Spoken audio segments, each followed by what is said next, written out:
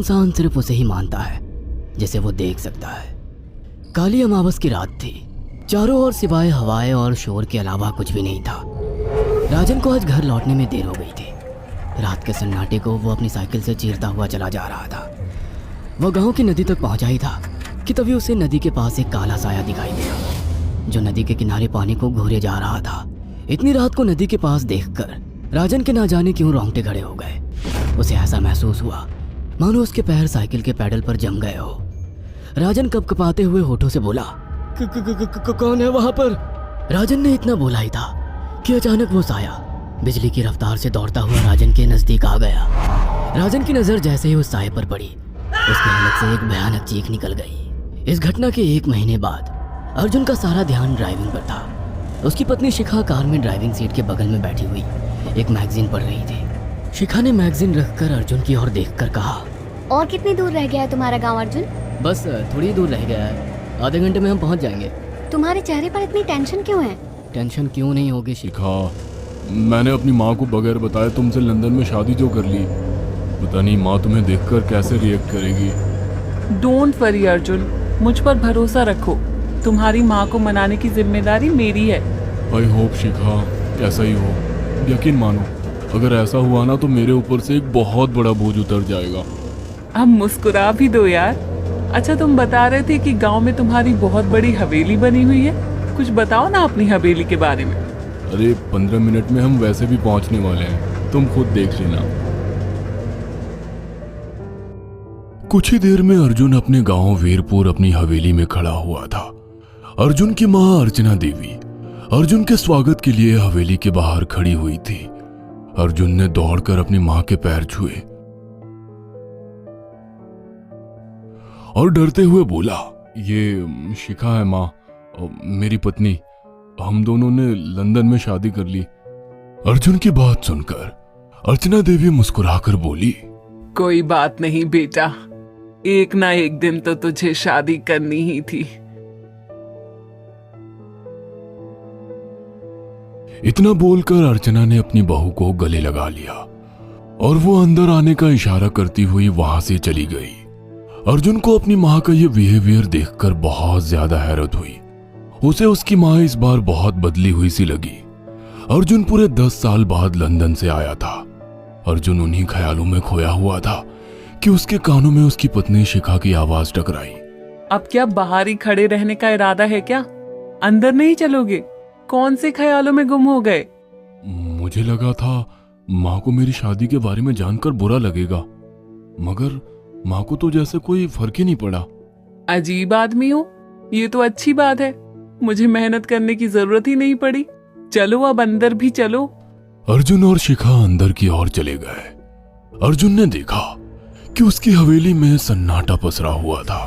उसे याद था कि उसकी हवेली में बहुत सारे नौकर चाकर हुआ करते थे।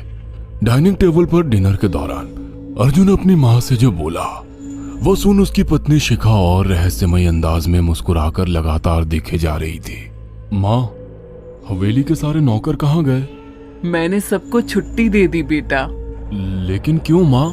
तुम्हें तो काम करने में बहुत ज्यादा तकलीफ होती होगी। नहीं बेटा, मुझे कोई तकलीफ नहीं होती। कुछ वक्त से मुझे सुकून और सन्नाटा अच्छा लगता है। अर्जुन इससे पहले अपनी माँ से कुछ कहता कि उसकी माँ ने उसे बोलने से रोक दिया। अर्जुन चुपचाप खाना खाने लगा। खाने के बाद अर्जुन और शिखा बेडरूम में चले गए। अर्जुन बेड पर सोच में लेटा हुआ था कि अचानक शिखा अर्जुन से लिपट गई और वासना का तूफान अपने चरम पर पहुंच गया था। अचानक शिखा को दरवाजे पर 2 लाल लाल आंखें दिखाई दिए। उसे ऐसा लगा जैसे कि कोई उसे देख रहा हो। शिखा ने तुरंत बेड से उठकर अपने कपड़े पहन लिए। क्या हुआ शिखा? अर्जुन, मुझे ऐसा लगा जैसे कोई हम दोनों को देख रहा हो। पागल हो गई हो क्या? हवेली में सन्नाटा पसरा हुआ है, एक भी नौकर चाकर नहीं है। तुम्हें वहम हुआ होगा। तुमने तो सारा मूड खराब कर दिया शिखा। अब सो जाओ। उस रात अर्जुन तो गहरी नींद में सो गया, मगर शिखा की आंखों से नींद कोसों दूर थी। अगली सुबह शिखा जल्दी उठकर किचन की ओर चली गई, मगर उसने देखा कि उसकी सास अर्चना नाश्ता तैयार कर चुकी थी। माँ आपने तकलीफ क्यों की? मुझे बुला लेती आप। शिखा की बात सुनकर उसकी सास अजीब से अंदाज में शिखा की ओर देखने लगी। उनके देखने के अंदाज में पता नहीं ऐसा क्या था कि शिखा को अपने रोंगटे खड़े होते हुए महसूस हुए। अर्चना धीरे धीरे करीब कदमों से शिखा के करीब आकर बोली, कोई बात नहीं बेटी, तुम्हें अब यहीं रहना है। तुम सिर्फ मेरे बेटे के साथ प्यार से रहो और जल्दी से मुझे एक पोता दे दो। काम की चिंता मत करो, वो सब मैं कर लूंगी। कुछ ही दिनों के बाद अर्चना गर्भवती हो गई। उसे हवेली में रहते हुए 6 महीने से ज्यादा वक्त हो चुका था और इन 6 महीनों में उसने नोट किया कि जब से वो गर्भवती हुई है उसकी सास अचानक से आकर उसके पेट पर हाथ फेरने लगती और अजीब से अंदाज में उसके पेट को घूरने लगती। शिखा ने तंग आकर अर्जुन से कहा, अर्जुन, मुझे तुम्हारी माँ का बिहेवियर बड़ा अजीब लगता है। तुम्हारी माँ जब देखो मेरे पेट पर आकर हाथ फेरती रहती है। अरे माँ को अपने पोते के आने का बेसब्री से इंतजार है शिखा, इसमें अजीब लगने वाली क्या बात है? मैं तुम्हें कैसे समझाऊं? मैंने माँ की आंखों में एक अजीब सी चमक देखी है। कैसी चमक? शिखा के मुंह से अचानक से एक अल्फाज निकल गया, जैसे किसी डायन की आंखों में होती है। शिखा की बात सुनकर अर्जुन का गुस्सा 7वें आसमान पर पहुंच गया। वह गुस्से से चीखते हुए बोला, खबरदार शिखा, आगे एक शब्द मेरी माँ के खिलाफ मत निकालना, नहीं तो मुझसे बुरा कोई नहीं होगा। तुम्हें शर्म आनी चाहिए शिखा। जब से तुम यहाँ पर आई हो तब से मेरी माँ तुम्हारी कितनी चिंता करती है। वह तुम्हें समय से खुद नाश्ता बनाकर देती है, खाना देती है, यहाँ तक कि हवेली की साफ सफाई भी वो अकेली करती है। क्या बोलूं अब तुमसे, शर्म आती है मुझे तुम्हें अपनी पत्नी कहते हुए। इतना कहकर अर्जुन गुस्से से कमरे से निकल गया। शिखा अर्जुन से बहुत कुछ कहना चाहती थी मगर कह नहीं पाई। उसने महसूस किया था कि चाहे कितनी भी तेज आंधी और तूफान आए मगर हवेली के अंदर धूल की एक परत तक नहीं जमती थी और दिन ब दिन अर्चना के चेहरे की झुर्रियां कम होती जा रही थी। ऐसा लगता था मानो वो जवान हो रही हो। शिखा के अब 9 महीने कंप्लीट हो चुके थे और एक रात अचानक उसे प्रेगनेंसी पेन होने लगे। वो दर्द से तड़पने लगी। ये देखकर अर्जुन घबरा गया। वो दौड़ा दौड़ा माँ को बुलाकर लाया और बोला, माँ, हमें तुरंत शिखा को किसी अच्छे हॉस्पिटल में एडमिट कराना होगा। अर्जुन ने देखा कि उसकी माँ ने उसकी बात को सुना ही नहीं। वो तो बस शिखा के गर्भ की ओर आंखें फाड़ फाड़ कर देखी जा रही थी। अर्जुन एक बार चिल्लाकर कहा, माँ, हमें शिखा को इसी वक्त हॉस्पिटल में एडमिट कराना होगा। नहीं, शिखा की डिलीवरी हॉस्पिटल में नहीं, इसी हवेली में होगी। लेकिन इस हवेली में आपके और मेरे अलावा कोई नहीं है। तभी शिखा दर्द से तड़पने लगी। अर्चना ने अपने बेटे को धक्के देकर कमरे से बाहर निकाल दिया और दरवाजा बंद कर लिया। अर्जुन हक्का बक्का रह गया। अर्जुन दौड़ता हुआ गांव की ओर गया। उसने देखा कि गांव में एक पेड़ के नीचे गांव के सभी बुजुर्ग इकट्ठे थे। उनके हाथों में जलती हुई मशालें थीं। अर्जुन उनके पास पहुंच गया और बोला, मेरी मदद कीजिए, मेरी बीवी को प्रेगनेंसी दर्द हो रहे हैं। आप प्लीज किसी दाई को बुला लीजिए, जितना पैसा चाहिए देने को मैं तैयार हूँ।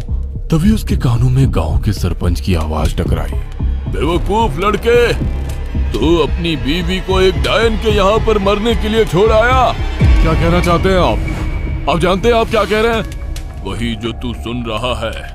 तेरी माँ एक डायन है। इन गांव वालों के हाथों में जो मशाले देख रहा है ना, हम तेरी ही हवेली में आग लगाने जा रहे थे। तेरी माँ ने इस गांव में ना जाने कितने नौजवानों को मार कर खाया है। तेरी माँ एक डायन है। लगता है आपका दिमाग खराब हो गया है। आप जानते भी हैं मैं कौन हूँ? हाँ, मैं जानता हूँ। तू ठाकुर धीरेन्द्र प्रताप का बेटा है। तेरे पिता को शक हो गया था कि तेरी माँ एक डायन है, इसीलिए उन्होंने तुझे हमेशा उससे दूर रखा। पहले तेरी माँ ने तेरे पिता को मारा और धीरे धीरे करके वह हवेली के सारे नौकरों को मार कर खा गई और फिर गांव वालों को भी मारने लगी। और अब तो तेरे होने वाले बच्चे को खाएगी, क्योंकि डायन को नवजात शिशु का मांस खाना बहुत पसंद होता है। अगर मेरी बात पर यकीन नहीं है तो चलकर मेरे साथ तो खुद अपनी आंखों से देख ले। इतना कहकर सरपंच अर्जुन को लेकर हवेली की ओर चल पड़ा। उसके पीछे कई लोग थे जो जलती मशाले पकड़े हुए थे। हवेली के अंदर घुसकर उन्होंने उस कमरे के दरवाजे को तोड़ दिया जहाँ पर शिखा थी। कमरे का मंजर देखकर अर्जुन के रोंगटे खड़े हो गए। उसने देखा कि उसकी माँ एक बेहद भयानक रूप में उसके बच्चे का मांस खा रही थी और उसकी पत्नी शिखा फर्श पर मरी हुई पड़ी थी और पूरा फर्श खून से लाल था। अर्जुन को अपनी आंखों पर यकीन नहीं आ रहा था कि तभी उसकी माँ उसके ऊपर झपटी। सरपंच ने चीखकर कहा, अरे इस डायन को आग लगा दो, जिंदा जला दो इसे, और साथ ही इस हवेली को भी। सभी लोगों ने जलती हुई मशालें डायन के ऊपर फेंक दी। देखते ही देखते डायन दर्द से चीखने और चिल्लाने लगी और कुछ ही देर में वो जलकर राख हो गई। हवेली में आग लगते ही सभी लोग अर्जुन को खींचकर बाहर ले आए। अगले दिन अर्जुन अपनी पत्नी की यादें साथ लेकर आंखों में आंसू लिए दोबारा लंदन